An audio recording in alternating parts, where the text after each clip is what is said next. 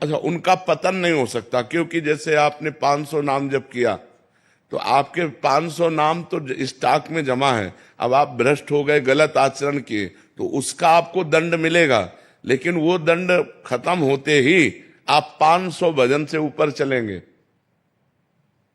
499 नहीं, पूरे 500 भजन से ऊपर आपकी गति होगी। तो अब जैसे उनका शरीर छूटा तो उनको पुण्यवान के लोकों में ले जाया जाता है, स्वर्ग आदि लोकों में।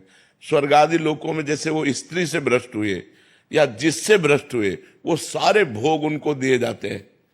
ये उनका पुण्य क्षय नहीं होगा। जैसे यज्ञ करके कोई स्वर्ग जाए, दान पुण्य करके स्वर्ग जाए, तीर्थ यातन करके स्वर्ग जाए, तो उनका पुण्य क्षय होगा, और वो पुण्य क्षय होने के बाद मृत्यु लोक में फिर पुनः अशुभ गति को भी प्राप्त हो सकते हैं। लेकिन वो भजन करने वाले का भजन तो स्टॉक में जमा है, और उसका जैसे वीआईपी स्वागत हो, ऐसे स्वर्ग आदि लोकों में जिन भोगों के कारण भ्रष्ट हुआ है, उन भोगों की बाहुल्यता उसको होगी, और जब उसकी उन भोगों में अरुचि हो जाएगी तब उसका जन्म होगा।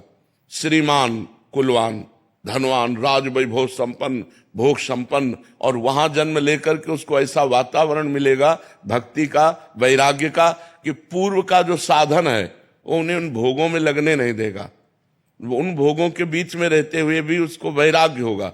अब उसका वैराग्य इतने जोर का होगा कि जब कभी आकर्षण किसी भोग का हुआ तो वो सोचेगा कि मैं तो अपना इतना वैभव छोड़कर आ रहा हूं, इतना भोग छोड़कर आ रहा हूं, अब मैं भोग नहीं भोगूंगा। और वो डट करके जहां से उसका भजन रुका था वहां से भजन उसका चालू होगा, और वो प्रयास करके इसी जन्म में भगवत प्राप्ति कर लेगा।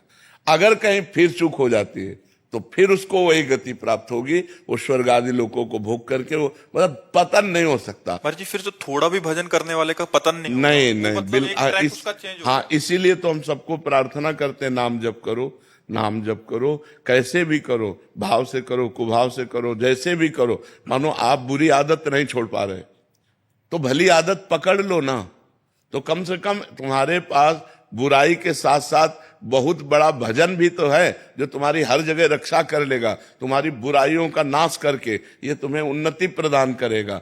हम गलत बात नहीं छोड़ पा रहे, हम असमर्थ हैं, तो सही बात भी तो पकड़ लो, राधा राधा बीच में डाल लो, तो आपकी जो अशुभ गति होने वाली वो नहीं होगी, आपकी अशुभ गति नहीं होगी, आपका जो असत भाव है वो नष्ट हो जाएगा, और ये सद्भाव एक दिन आपको भगवत प्राप्ति करा देगा। इसीलिए पूज्य राधा बाबा ने कहा, एक बार जी भी जो राधा कृष्ण बोला उसने मोक्ष के लिए कमर कस लिया।